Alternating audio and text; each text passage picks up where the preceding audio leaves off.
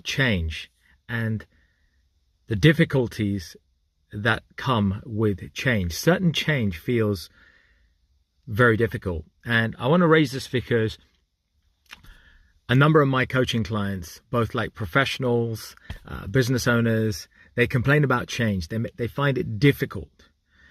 And this is a theme that comes up for all of us, I think. We all sometimes have had a time where we felt unease or difficulty with a certain change. It might be a change in our work scenario, a change of role, for example, or a change in our responsibilities at work. It might be a change on our personal front, maybe to do with health. Maybe we have to shift locations or move somewhere, and there's difficulty with that. Maybe it's a difficulty with a relationship. Somebody's changed their person, somebody changed their ways. Or maybe you've had to change the people that you hang out with, and it's difficult. The fact is that we've all experienced, I think, some sort of pains when it comes to change. What I want to share here is some ancient wisdom from the Bhagavad Gita that I felt gives a powerful insight into helping to cope with that change, how to better cope with that. So in the Bhagavad Gita, chapter 2, verse 13, it is said, Dehinosmin yatha dehe, kaumaram yovanam jara, tatha dehantaras praptir, dhiras tatra namuyati. That's Sanskrit. Dehinosmin yatha dehe. What does that mean? This ancient Sanskrit verse says, as the soul, that's us, as the embodied soul, us, passes from childhood to boyhood to old age and death, similarly, the way we wear our garments, I'll start that again.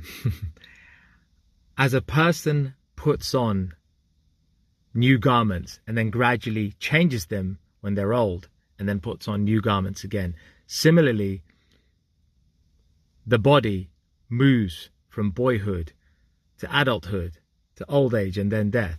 A sober person is not bewildered or agitated by these things. So what is the wisdom here? Here in the Gita it's saying that we change our clothes. Like when they get old, we get rid of our old clothes and we put on new ones.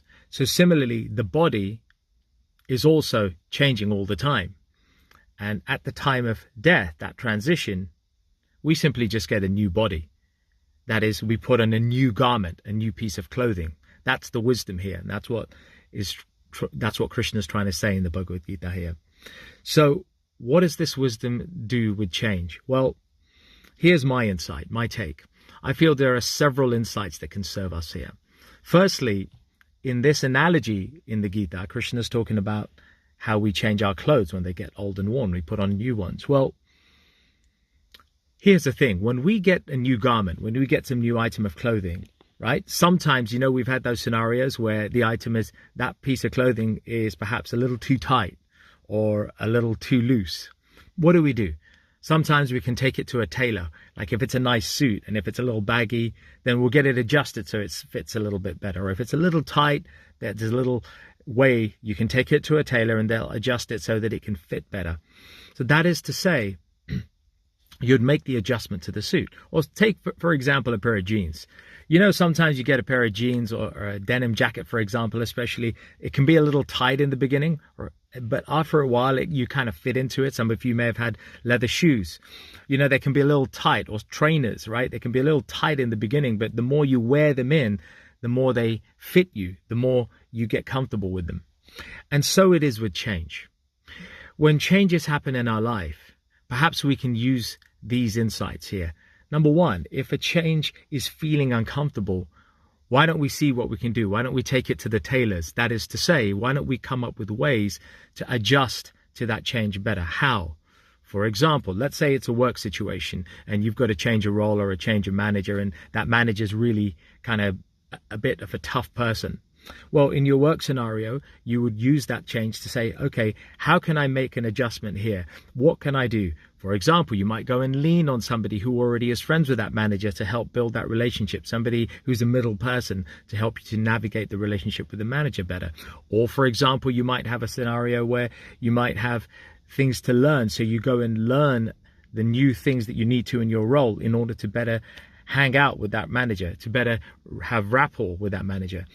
If you're a business owner, if you've got a change in your suppliers or something, again, the same thing. You can find a way to gain additional information, self-study, additionally acquire some new skills or abilities in order to better handle that change, or lean on other people who can help you to navigate that change better.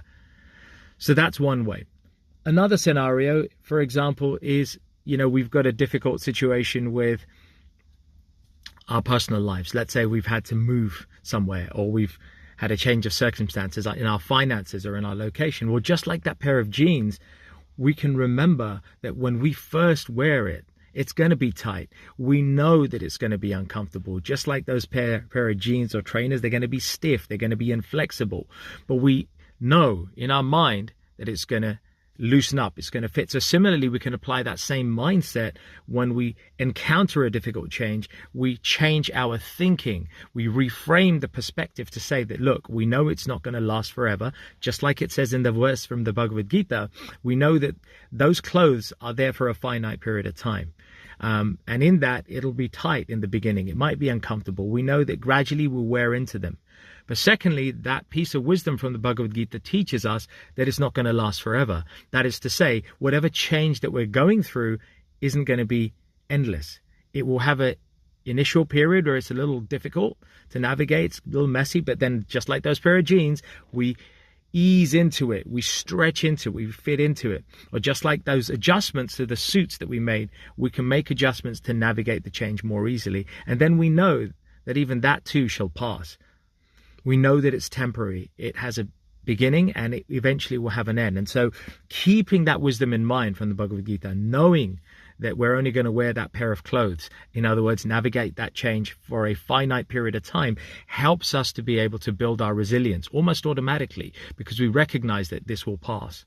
So that for me is some of the wisdom from that verse, chapter 2, verse 13. Dehinosmin yatha dehe. There is so much wisdom to be gleaned from the Bhagavad Gita. Whatever race, religion, culture, faith, or no faith that you are, I feel that these ancient teachings have something to teach us. And maybe you have something from an ancient teaching in your faith or your experience. And it will be great if you share that, because that way we can all benefit from some of these insights and bring them into our practical life, which is why I created that podcast, Urban Spirituality. I created our podcast because I wanted to bring that ancient wisdom and wisdom from the modern applied psychology and other thinkers into a practical format to help us to deepen our spirituality, our personal growth, our metaphysical abilities, and navigate this difficult climate that we all live in. So if you haven't already, check out that podcast, Urban Spirituality Podcast, on iTunes, Spotify, the YouTube channel of the same name. Go find it, like, share, subscribe, and care. And look forward to you sharing some wisdom that you might have had that might help people as we navigate these changes that keep appearing in our lives. That's it from me. Hope you have a wonderful day, and I'll catch up with you soon. Peace out. Namaste.